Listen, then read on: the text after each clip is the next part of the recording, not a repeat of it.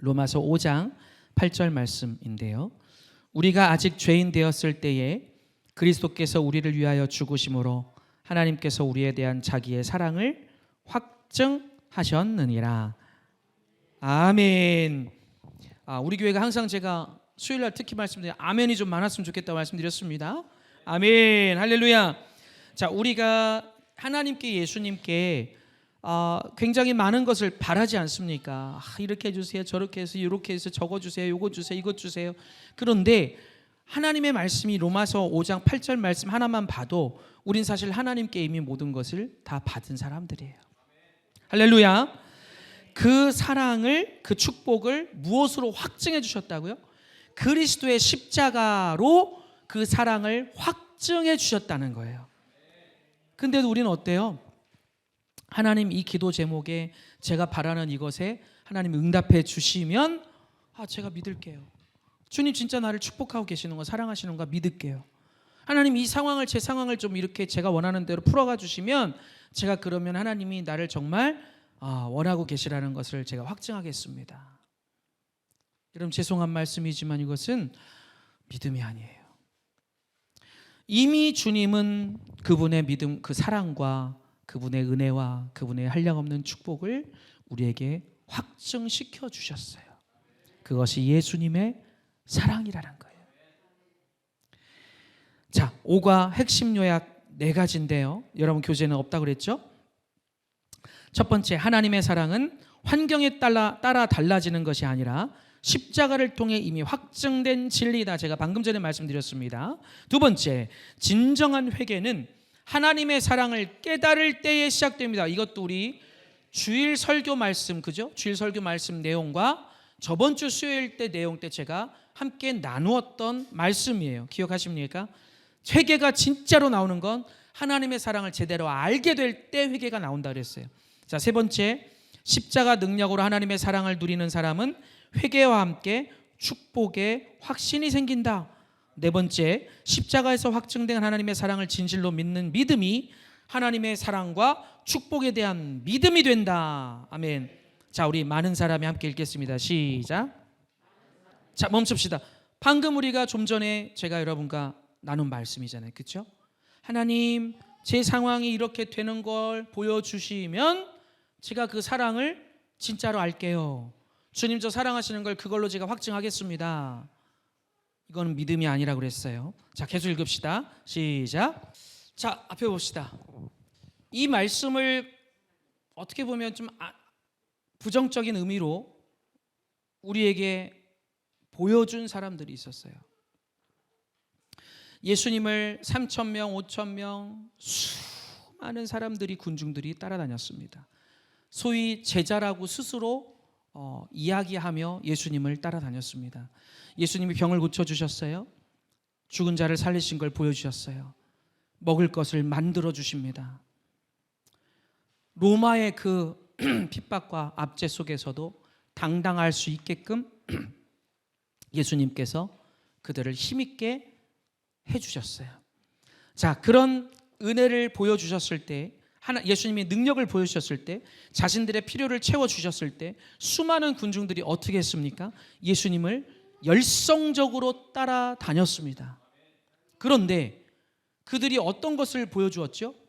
예수님이 십자가에 달리시기 전 핍박을 당하고 고문을 당하고 매질을 당하고 어려움을 당하시는 모습을 보게 됐을 때 예수님의 12 제자뿐만 아니라 그 수많은 군중들이 다 예수님을 등 돌리고 떠나가고 말았다는 거예요. 그래서 예수님이 제자들에게 이렇게 물으셨죠. 너희도 가려느냐? 너희도 가려느냐? 여러분, 진짜 믿음은 어려울 때 나타난다고 제가 수없이 말씀드렸습니다. 시험이 나에게 왔을 때, 고난이 왔을 때, 주님이 나에게 믿음의 훈련의 과정을 막 밟아 가실 때 그 속에서 내 믿음이 진짜인가 가짜인가, 깊은가 깊지 않은가, 얕은가 깊은가, 높은가 낮은가가 다 드러나게 돼 있다고 성경은 우리에게 가르쳐 주셨어요.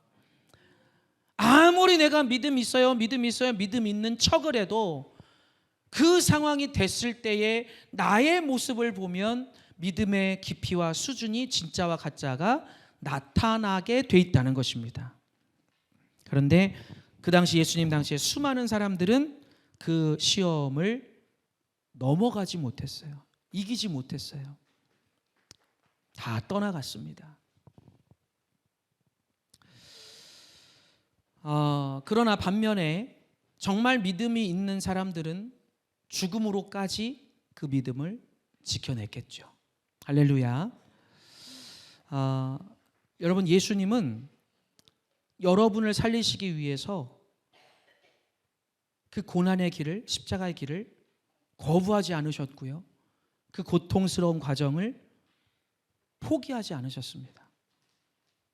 우리는 그 사랑을, 그 은혜를 입은 사람들입니다. 그런데 우리의 모습을 돌아보면 어떻다고요? 너무나 이기적일 때가 많더라는 것입니다. 주님이 뭔가를 나에게 은혜를 주셨을 때는 할렐루야를 외치고, 내 뜻대로 내 바람대로 막 뭐가 되어가는 것 같을 때는 막 기뻐하고 즐거워하고, 누가 시키지 않아도 봉사하고 헌신하고 하나님을 외칩니다. 그런데 다시 언젠가 어느 순간 또 어려움이 오면, 내 입맛대로 뭐가 안 되면 콧바터리고 낙심하고 얼굴 찌푸리고, 감사가 사라지고 찬양이 사라지고 만족이 사라지고. 우린 참 이기적인 신앙생활을 하고 있어요. 여러분, 주님의 사랑을 아는 사람들은 이기적일 수 없습니다. 네. 왜냐하면 주님은 이기적으로 우리를 사랑하신 게 아니에요. 희생하셨어요. 자신을 버리셨어요. 완전히 포기하셨어요. 그리고서 우리에게 그 사랑을 주신 겁니다. 여러분, 우리가 그 사랑을 안다면 이제 우리가 하나님께 대해서 이기적인 사랑을 멈춰야 합니다. 아멘이십니까? 따라합시다. 상황이나 여건과 상관없이 주님에 대한 사랑과 믿음은 한결같아야 합니다. 할렐루야. 이것이 진짜 믿음의 사람이라는 거예요. 자, 그 뒤에 읽읍시다. 로마서 시작. 로마서 8장 35절에 39절에 보면 초대교회 성도들이 엄청난 고난에 직면해 있었다는 것을 알 수 있습니다. 그들은 박해를 받고 굶주리고 헐벗고 죽음의 위협을 당하고 있었습니다. 마치 도살당할 양 같은 불안한 처지에 있었습니다. 환경만 바라본다면 하나님을 부인할 수밖에 없는 상황이었습니다. 이 현실 속에서도 그들은 이렇게 고백했습니다. 그러나 이 모든 일에 우리를 사랑하시는 이로 말미암아 우리가 넉넉히 이기느니라. 아멘. 이것은 그들이 사랑의 실제이신 예수님을 늘 바라보고 있었다는 확실한 증거입니다. 십자가는 하나님의 사랑을 나타내는 가장 강력한 표징입니다. 그 놀라운 사랑이 모든 것을 바꾸고 변화시킵니다. 우리가 과거에 어떤 삶을 살았든지, 어떤 죄를 지었든지, 현재 어떤 문제가 있든지 그 사랑으로 인하여 새로워질 수 있습니다. 믿으시면 아멘 합시다. 아멘.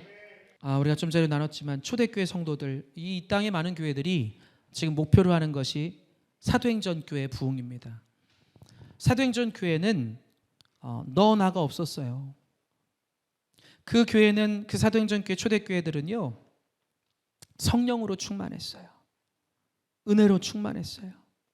그래서 자신을 손해보고 희생하는 것이 아깝게 생각이 되지 않았어요. 우리가 단지 그냥 수적인 부흥만을 목표할 것이 아니라 사도행전 교회의 그 속의 의미와 그 본질을 닮아갈 수 있는 교회가 되기를 주님의 이름으로 축원합니다. 할렐루야. 자, 질문입니다. 누가복음 15장 11절에서 24절에 나오는 아버지의 사랑은 어떤 사랑입니까? 했습니다. 좀 길지만 우리 말씀을 이렇게 하면서 보는 것이 훨씬 중요하니까요. 제가 먼저 읽겠습니다. 교독합시다. 또 이르시되 어떤 사람에게 두 아들이 있는데 그 살림을 각각 나눠 주었더니 그 후 며칠이 안 되어 둘째 아들이 재물을 다 모아가지고 먼 나라에 가 거기서 허랑방탕하여 그 재산을 낭비하더니 가서 그 나라 백성 중 한 사람에게 붙여 사니 그가 그를 들로 보내어 돼지를 치게 하였는데 이에 스스로 돌이켜 이르되 내 아버지에게는 양식이 풍족한 품꾼이 얼마나 많은가.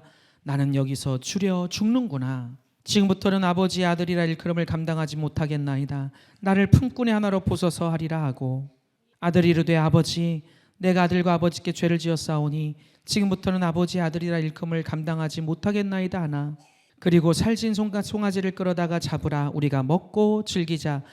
이 내 아들은 죽었다가 다시 살아났으며 내가 잃었다가 다시 얻었노라 하니 그들이 즐거워하더라. 아멘. 자, 우리 이 누가복음 15장에 나오는 아버지의 사랑은 어떤 사랑인가? 따라합시다. 아들을 용납하고 기다리는 사랑입니다. 거기다 여러분이 쓰시면 되겠어요. 아들을 용납하고 기다리는 사랑이다.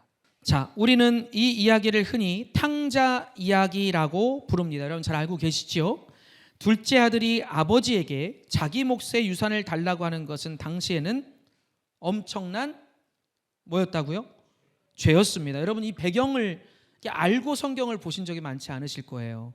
자, 그 당시에 둘째 아들이 아버지에게 자기 몫을 달라고 하는 것은 그 당시로 봤을 때 문화적으로 엄청난 죄였습니다. 지금이야 그럴 수도 있자고 할 수 있지만 당시 유대인들의 시각으로 보면 그것은 아버지가 죽기를 바라는 것과 같은 것이었습니다. 유산을 주지 않고 내쫓을 수도 있었지만 아버지는 순순히 둘째 아들의 요구대로 유산을 나눠줬습니다. 유산을 안 주면 아들을 영원히 잃어버릴 것을 알았기 때문입니다. 흔히 말하는 탕자 이야기는 방탕한 둘째 아들에게 초점을 맞춘 제목입니다. 하지만 저는 이 이야기의 초점을 아버지에게 두어야 한다고 생각합니다. 왜냐하면 이 이야기는 방탕한 우리를 징계하지 않으시고 돌아오기를 간절히 기다리시는 아버지 하나님의 모습을 그리고 있기 때문입니다. 아멘. 그래서 이 탕자 이야기가 예전에는 저희 어릴 때죠. 어릴 때는 실제로 둘째 아들에게 초점을 맞춰서 그 여름 성경학교나 어린이 예배 때도 그 아들에게 초점을 맞춰서 이야기를 풀어가는 경우들이 굉장히 많았는데 최근에는 그렇지 않습니다. 이 안에 들어있는 하나님의 사랑, 하나님 아버지의 사랑을 더 우리가 들여다보고 그것을 중점으로 이 말씀을 보게 되죠. 자, 이 아버지의 모습은 우리가 하나님으로부터 얼마나 큰 사랑을 받고 있는지를 깨닫게 합니다. 우리가 이 사랑을 깨달을 때 진정으로 회개할 수 있습니다. 거기 좀 별표 쳐보세요. 우리가 이 사랑을 깨달을 때 회개할 수 있습니다. 따라합시다. 주님 사랑을 알고 나니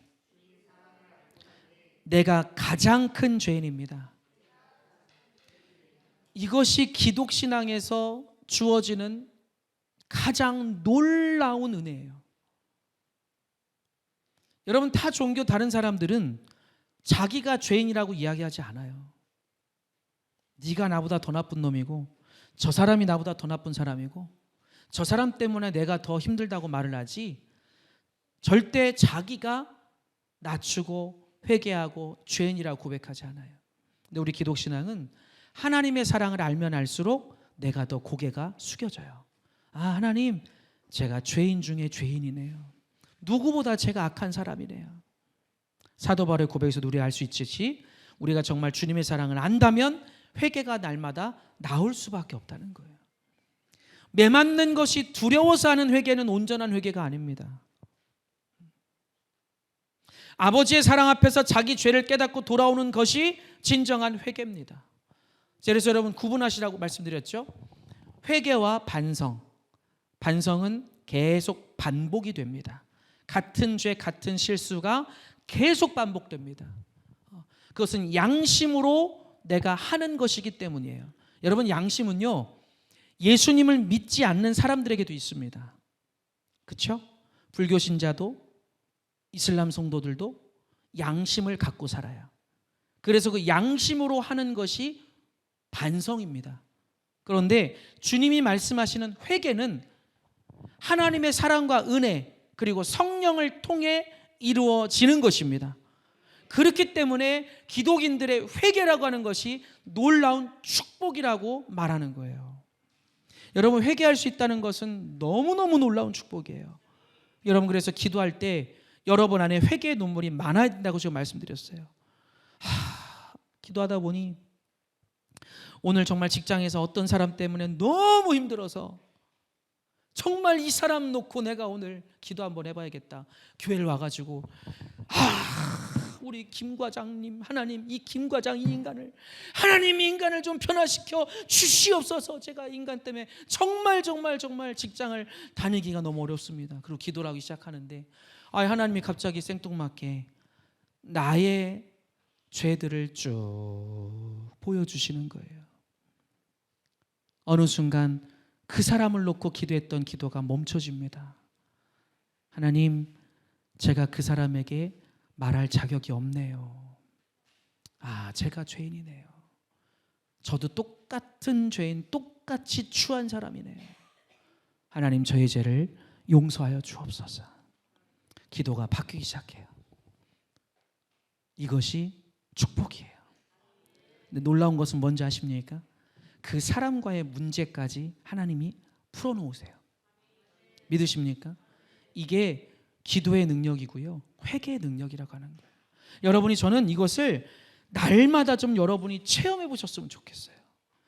여러분, 그렇게 되면 찬양이 그냥 어떤 찬양팀이 노래를 잘하고 은혜롭게 찬양 불러서 그 찬양을 틀어놓으면 막 감동의 눈물이 나고, 평소엔 눈물도 안 나다가 어느 찬양팀이 찬양 부르면은 막 그거 들으면 눈물 나고, 그게 아니라 그냥 내 머릿속에, 내 마음속에 어떤 찬양이든 떠오르기만 해도 그냥 눈물이 나고 감사가 나고, 할렐루야.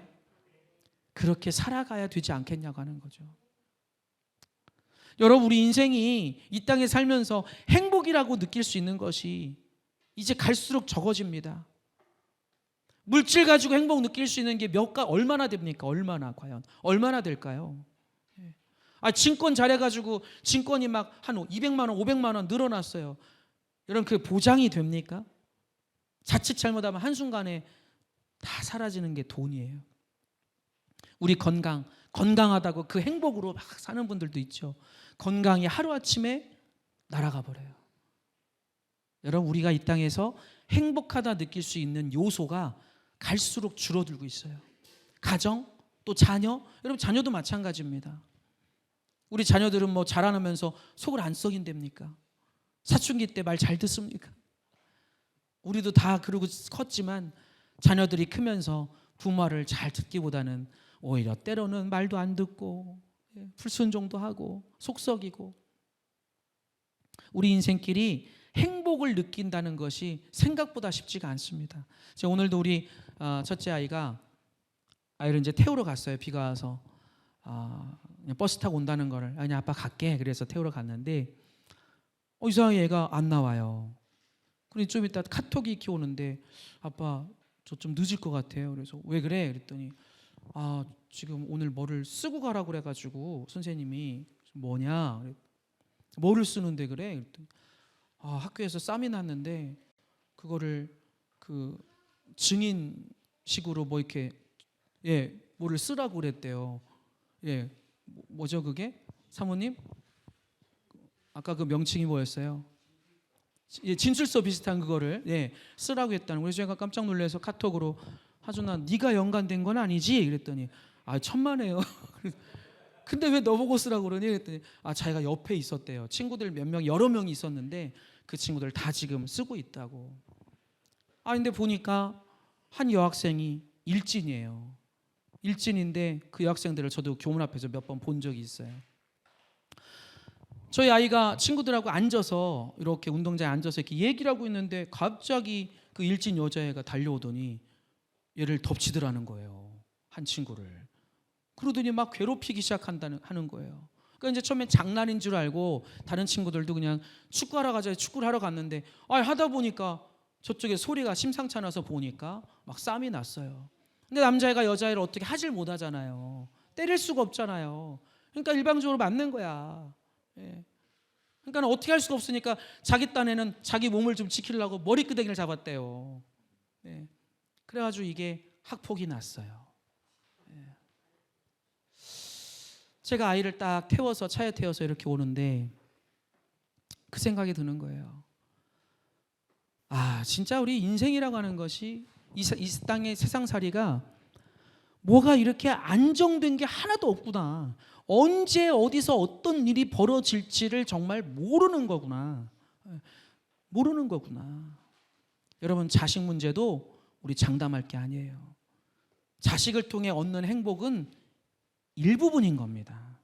여러분, 우리를 온전하게 행복하게 만들어줄 수 있는 분은 오직 하나님이세요. 이것을 빨리 깨달아야 우리의 인생 살이가, 태도가, 내 마음가짐이 달라질 수 있다고 하는 거예요. 네네, 거기 한번 읽어볼까요? 시작. 이 아버지의 모습은 우리가 하나님으로부터 얼마나 큰 사랑을 받고 있는지를 깨닫게 합니다. 우리가 이 사랑을 깨달을 때 진정으로 회개할 수 있습니다 했죠. 매맞는 것이 두려워서 하는 회개는 온전한 회개가 아닙니다. 아버지의 사랑 앞에서 자기 죄를 깨닫고 돌아오는 것이 진정한 회개입니다. 아버지는 탕자가 완전한 거지, 완전한 실패자의 모습으로 돌아왔을 때 그를 달려가서 끌어안았습니다. 돼지 오물로 엉망인 아들을 그대로 끌어안고 입을 맞췄습니다. 그 순간 탕자의 죄와 고통의 짐은 벗겨졌습니다. 십자가의 능력은 우리를 향한 하나님의 위대한 사랑을 깨닫게 합니다. 진정한 회개는 하나님의 사랑을 깨달을 때 시작됩니다. 십자가에 담긴 하나님의 사랑을 알고 나면 불평했던 거, 원망했던 거, 낙심했던 거, 열심 없이 신앙생활했던 것, 헌신하지 못했던 것이 죄였다는 것을 깨닫게 됩니다. 그리고 회개하게 됩니다. 아멘. 제가 다 우리 함께 좀 전에 나눈 내용들이에요.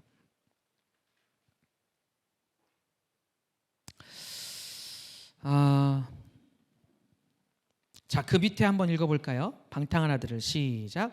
방탕한 아들을 둔 목사가 있었습니다. 아들 때문에 목회를 제대로 하지 못하고 미국으로 이민을 갔습니다. 그러나 아들은 미국에서도 정신을 차리지 못하고 방탕하게 살았습니다.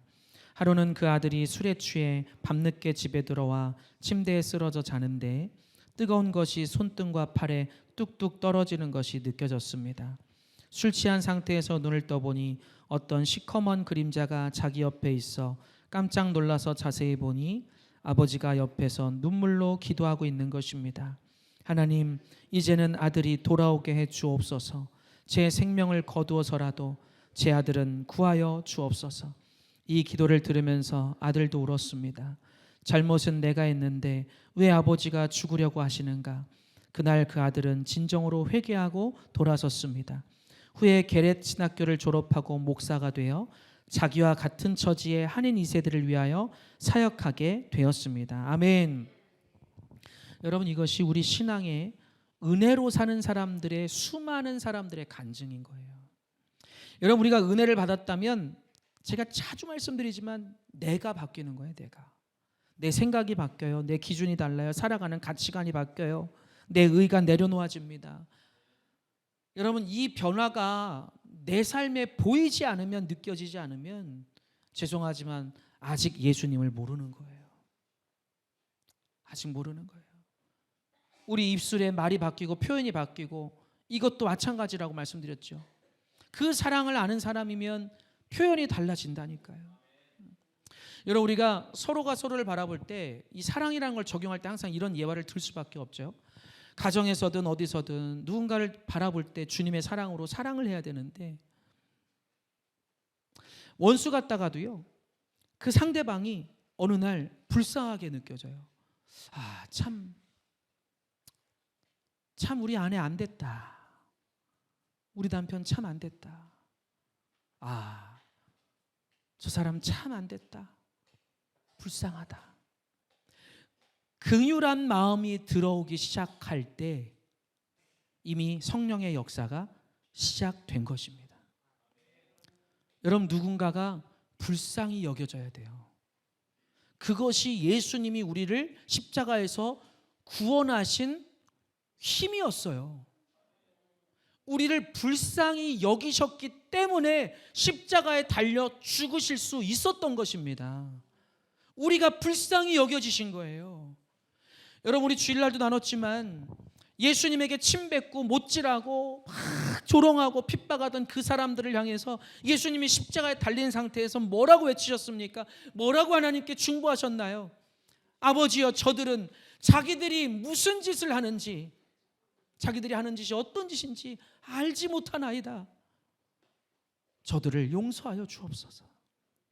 그 죄인들을 보는데 나에게 핍박한 대상이에요. 그런데 그 대상이 불쌍히 보이는 거예요. 여러분, 우리가 살면서 예수님의 사랑을 실천할 수 있게 되는 원동력, 힘은 다른 게 아닙니다. 내 마음에 그 대상이 어떤 사람들이 불쌍히 여겨져야 돼요. 그게 하나님의 사랑을 아는 사람이라고요. 할렐루야. 부부관계도, 자녀와 부모의 관계도, 교회 안에서도, 사회에서도 다 마찬가지예요. 제가 가끔 우리 성도들 얘기했지만, 우리 건축하고서 막 이렇게 하자가 좀, 뭐 하자 없는 건물은 없다고 하지만 하자들이 좀 있었잖아요. 작년에도 막 비가 오고 막 그럴 때 물이 이렇게 새니까, 네. 그때마다 그 사람들이 이렇게 떠오르더라고요. 이렇게 떠올라요. 야, 왜 그렇게 사나? 그 사람들은 왜 그렇게 살까? 왜 그렇게 무책임하게 자기 직업에 대해서 왜 그러는 걸까? 그 물 새는 걸 보면서요, 그 얼굴이 이렇게 매칭이 된단 말이에요. 물방울과 함께 그 얼굴들이 이렇게 매칭이 돼요. 근데 제가 솔직한 얘기로, 제가 몇 번 말씀드렸지만, 처음에 막 한창 건축하고 준공하고 막 제일 힘들 때, 우리가 힘들 때는요, 진짜 원망이 되더라고요. 진짜 원망이 되더라고요. 목회자들이 정말 이 말을 조심하려고 애를 쓰는 이유가 뭐냐면, 목회자들에게는 특히 말에 권세를 주신 게 있어서 성도들을 저주하면 큰일 납니다. 정말 농담으로라도 절대로 그런 비슷한 표현도 해서는 안 돼요, 목회자들은. 근데 제가 너무 힘드니까, 너무너무 힘들고 해결한 방법을 먹고, 그치, 여러분 잘 아시겠지만, 그러니까 나도 모르게 하나님, 저 사람들 한 번만 정신 차리게, 사업장을 어떻게 막으시던가 한 번만 좀 이렇게 하시면 안 되나요? 야, 근데요, 그게 나중에는 회개가 되더라고요. 예, 회개가 되더라고요. 여러분, 그것이 하나님이 기뻐하시는 게 아니더라고요. 아무리 내가 잘못한 게 없잖아요. 우리가 잘못이 아니잖아요. 그들이 잘못한 건데. 그런데도 주님이 안 좋아하세요. 안 좋아하십니다. 사랑하는 여러분, 우리가 사랑을 실천하고 살아야 주님이 우리에게 사랑을 계속 부어주세요. 아멘이시죠? 이게 원리입니다. 원리. 하나님께 축복받는 원리예요. 여러분, 우리가 이 수요예배를 통해서 깨닫고 회개하고 또 새로워질 수 있기를 축원합니다.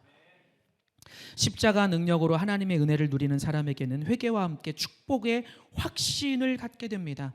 하나님의 사랑을 받고 살면서도, 보세요. 자, 이거 보세요. 한번 읽어보세요. 하나님의 사랑을, 시작. 하나님의 사랑을 받고 살면서도 열등감, 좌절감, 낙심에 사로잡혀 사는 사람이 많습니다.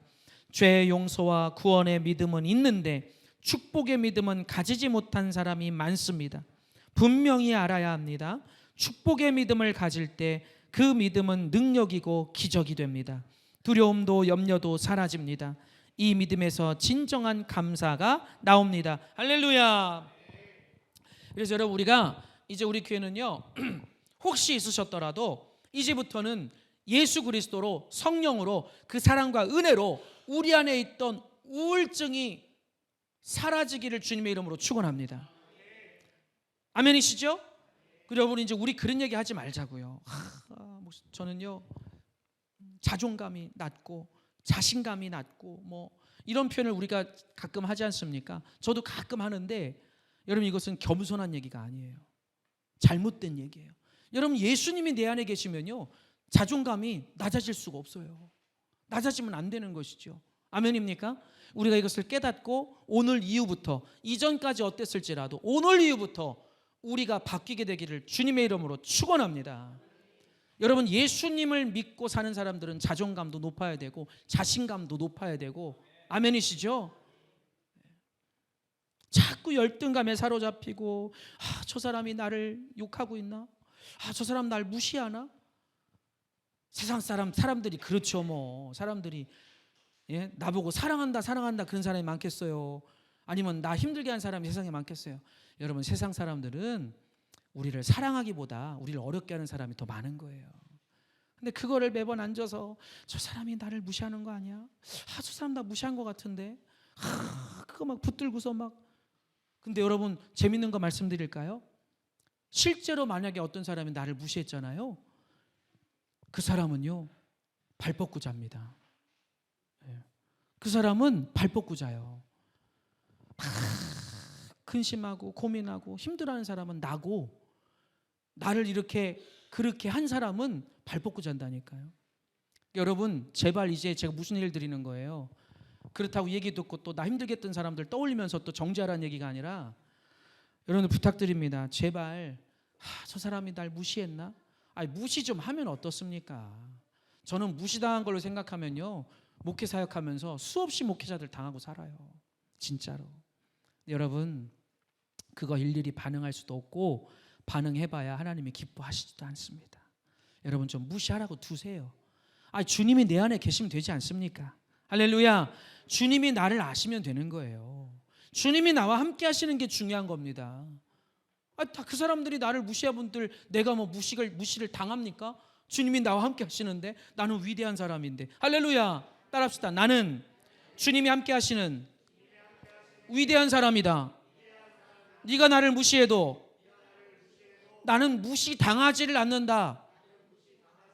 할렐루야. 좀 이런 정신을 우리가 살아가자는 것입니다. 아멘.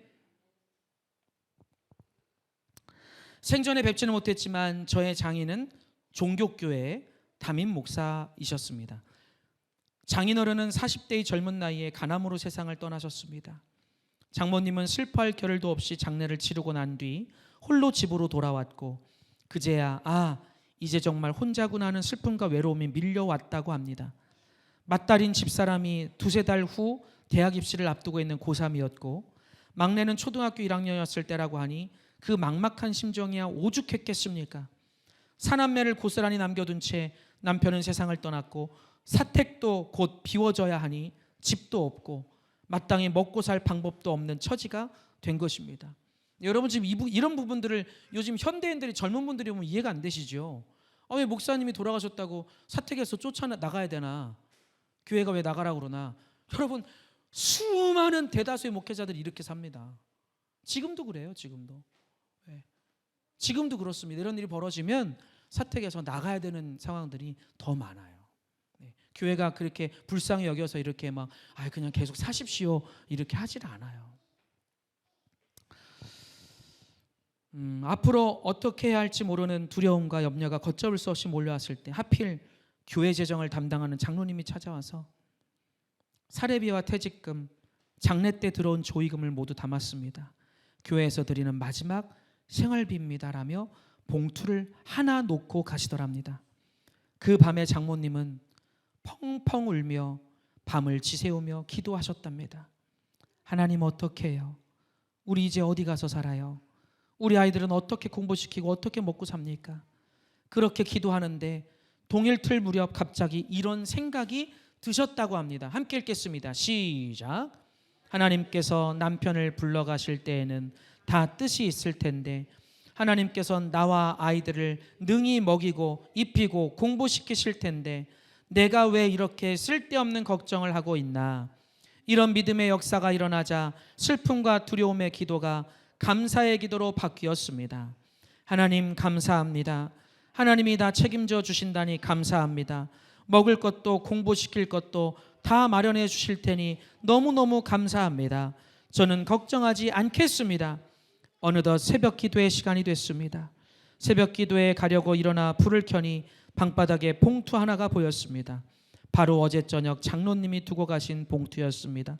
그때 장로님은 하나님께 다 책임져 주실 것을 믿고 진정으로 감사하는 마음에 봉투를 열어보지도 않고 그대로 감사 헌금으로 바쳤다고 합니다. 아멘. 앞에 봅시다. 제가 여러분께 강단에서 설교를 할 때 자주 말씀드리지요. 우리 신앙의 위대한 믿음의 사람들을 여러분 신앙의 목표를 삼았으면 좋겠다.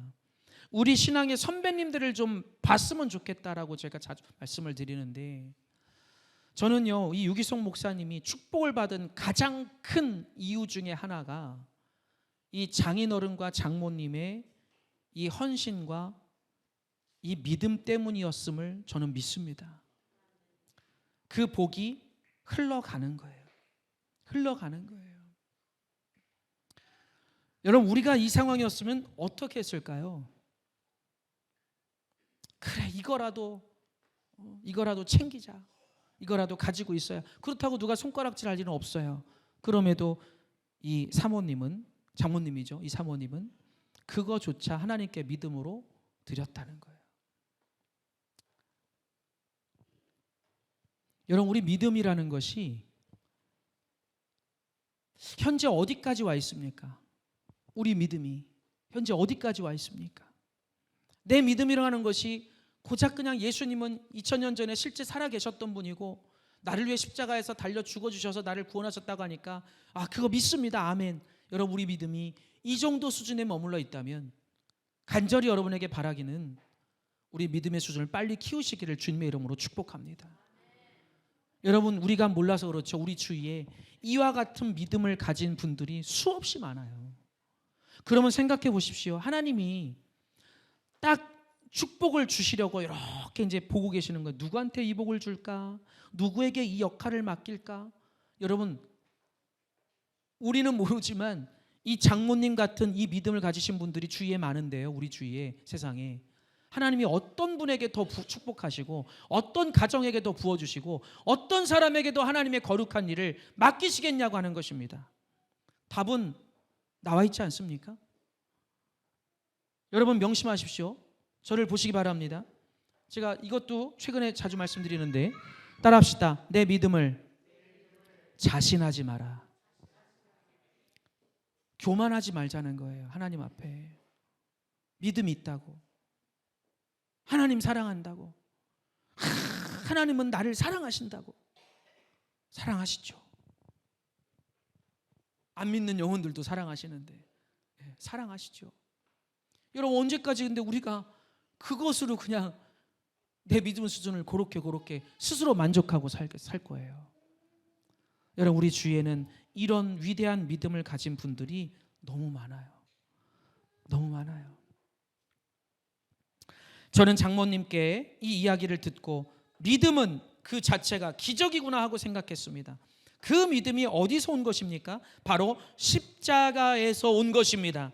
십자가에서 확증된 하나님의 사랑을 진실로 믿는 사람이 역경과 고난을 만나면 어떻게 반응합니까? 그 사람은 하나님의 사랑을 의심하지 않고 그 가운데 하나님의 뜻과 계획을 찾아냅니다. 할렐루야. 여기 여러분 빨간 걸로 한번 별표 쳐보세요. 그 사람은 하나님의 사랑을 의심하지 않고 그 가운데서, 고난 가운데서, 역경 가운데서 하나님의 뜻과 계획을 찾아냅니다. 할렐루야. 너무너무 중요한 내용입니다. 너무너무 중요합니다. 여러분, 평생 신앙생활 속에서 하나님과의 관계 속에서 너무너무 중요합니다. 여러분, 어려울 때 힘들 때 이 악물고 이렇게 견뎌내는 것도 중요하지만요, 우리에게 중요한 게 뭐냐면 왜 내가 이 상황에 지금 있는 것일까? 왜 내가 이 시험과 어려움과 이 과정을 겪고 있는 것일까? 왜 겪게 되는 것일까를 찾아내는 것이 중요한 거예요. 그것을 어디서 찾아요? 혼자서 벽을 바라보고 2박 3일 막 고민하면 막 답이 막 떠오릅니까? 아니에요. 따라합시다. 십자가 바라보고 성경 말씀 붙들고 기도하면서 찾아야 됩니다. 아멘이세요? 이걸 모르면 따라합시다. 계속 반복됩니다. 내가 왜 이 상황을 겪는지를, 영적인 이유를 모르면요, 계속 반복이 됩니다. 계속 반복이 됩니다. 제가 목회하면서 이것을 성도님들께 훈련시키면서 수없이 이야기를 하고 살아요. 여러분, 깨닫지 못하면 계속 반복이 돼요. 하나님이 도대체 나에게 무엇을 원하시는지, 내가 어떻게 되기를 바라시는지 이걸 못 깨달으면 절대로 그 상황은 계속 반복이 될 거예요. 여러분, 명심하십시오. 그래서 유기성 목사님도 똑같은 말씀하시는 거예요. 그 속에서 하나님의 뜻과 계획을 찾아내야 된다. 하나님의 사랑과 복주심을 흔들림 없이 믿게 하는 능력, 이것이 바로 십자가에서 나온 능력입니다. 자, 그 밑에 거의 다 왔습니다. 그리스도인이 시작. 아멘. 아멘. 오늘 굉장히 중요한 내용을 정리를 했습니다. 우리가 평소에 많이 듣고 설교 말씀을 통해서든 뭐든 많이 듣던 말씀들이겠지만 오늘 이렇게 정리를 하니까 우리 안에 분명하게 이것이 들어와 있을 수 있게 될 것 같아요. 여러분, 십자가의 능력은 여러분이 아는 것보다 훨씬 더 큽니다. 그 능력은 불가능이 없습니다. 죽은 나사로를 살릴 수 있는 분이 예수님이십니다. 그래서 저번 시간에 말씀드렸죠. 주일날인가요? 여러분, 죽은 생명을 살릴 수 있는 분이 우리의 직장 문제, 우리의 환경 문제, 우리의 여건, 우리의 가정 문제 해결 못 해주시겠습니까? 해결 못 해주실까요? 여러분, 그 하나님을 믿으시라고요. 할렐루야, 할렐루야. 우리 여러분들 이렇게 우리 어르신들 계시기 때문에 참 외람되고 조심스럽지만 참 우리 옛날에는 어렵게들 사셨잖아요. 근데 지금도 우리 목사님들 이름도 빚도 없이 열심히 사시는 분들 중에 진짜 어렵게 사시는 분들이 많아요. 제가 가끔은 소개를 드리지만 정말 성전 한 켠에 한 20평 정도 되는 성전에서 25평 될까요? 한 편에다가 방 하나 딱 만들어 놓고 거기서 온 식구가 사는 그런 목회자 분들도 지금 대한민국만 해도 어마어마하게 많습니다. 정말 많습니다. 그럼에도 그분들이 그 길을 계속 갈 수 있는 이유가 뭐냐고요? 그것은 십자가의 그 사랑과 은혜를 정말 크게 깨닫고 있기 때문이에요. 그래서 갈 수 있는 거예요. 저번에 우리 전도 대상자 부부를 만났는데 우리 지나온 삶을 이렇게 설명을 간단하게 좀 드렸더니 목사님 그러셨냐고 많이 놀라시더라고요. 근데 저도 개척하고 막 이렇게 계속 이사를 다녔잖아요. 저희가 결혼 14년밖에 안 살았는데 이사를 7번, 8번인가를 다녔어요. 투룸을 가서 사는데 진짜 저희가 그때 키가 작은 게 참 감사한 거구나. 다리가 짧은 게 이렇게 감사한 일이구나를 처음 제가 깨달았는데요. 농이란 농을 이제 막 어렵게 투룸에다가 막 집어넣어놓고 저희 집에 사택에 와보신 분들은 아시겠지만 막 집어넣어놓고 한 방에서 이제 넷이서 이제 잠을 잤어요. 거실에는 또 청년 한 명 데려다가 또 재우고 자는데요. 딱 누우면 농하고 머리하고 이렇게 누우면 발이 딱 맞아요. 길이가 조금만 키가 제가 한 180 됐으면 못 살았어요. 그러니까 거기서 잠을 자고 거기서 사는데도 참 지금도 제가 분명히 말씀드릴 수 있는 게 저는 그게 사실은 참 감사했거든요. 왜냐하면 다른 게 아니라 내 신앙의 선배님들은 이보다 훨씬 더 어려운 상황 속에도 해내신 분들이 있으니까 그거를 떠올려 보면 이것도 진짜 감사지. 이것도 감사지. 정말 이것도 감사지. 여러분, 우리가 십자가의 사랑을 제대로 알아야 합니다. 할렐루야. 그 은혜를 제대로 모르면 우리의 신앙생활만큼 어려울 게 없습니다. 우리 신앙생활만큼 힘들 게 없습니다. 봉사하는 거, 헌신하는 거 무엇으로 하게 됩니까? 등 떠밀어서입니까? 아니에요. 예수님께 받은 사랑이 너무 크니까 무엇으로든 하고 싶은 거예요. 보답하고 싶어요, 하나님께. 그래서 주님의 교회를 섬기게 되고 봉사하게 되고 전도하게 되고 선교를 하게 되는 거예요. 그것을 율법적으로 하기 시작하면 반드시 시험이 오고 무너져요. 사랑 때문에 하는 겁니다. 할렐루야. 자, 어떤 전도사가 도자기를 만드는 성도의 집에 신방을 갔다가 2개의 꽃병을 보고는 감탄하여 이것은 얼마인가요? 하고 물었습니다. 그 성도는 저 2개의 꽃병은 파는 것이 아닙니다 라고 대답하여 이유를 말해줬습니다. 저는 몇 년 전만 해도 술주정뱅이의 노름꾼이었죠. 그런데 어느 날 친구의 권유로 교회 집회에 참석하고 집에 돌아오는 길에 우연히 쓰레기 더미에서 흙무더기를 발견했습니다. 누군가가 쓸데가 없어서 버린 것이었죠. 저는 그걸 집에 가져가서 반죽하고 모형을 만들어 구웠습니다. 저 꽃병은 그날 만든 것들입니다. 그날 저는 이런 생각을 했습니다. 내가 이런 일을 할 수 있다면 하나님께서도 나를 가지고 똑같은 일을 하실 수 있을 거야. 그때부터 저는 제 자신을 하나님의 손에 맡기고 하나님께서 저를 새 사람으로 만들어 주시기를 바랐습니다. 할렐루야. 얼마나 놀라운 은혜입니까? 얼마나 놀라운 은혜입니까? 따라합시다. 은혜를 알면 바뀝니다. 바뀝니다. 이것이 성경에서 우리에게 말씀해주고 있는 거예요. 여러분, 날마다 우리 자신을 십자가 앞에서 점검해야 됩니다. 나는 은혜적으로 바뀌어가고 있는가? 정말 내 속사람이 그렇게 바뀌어가고 있는가? 자, 마지막 질문. 그동안 늘 받고 살아왔지만 오늘 새롭게 깨달은 하나님의 은혜와 복이 있습니까?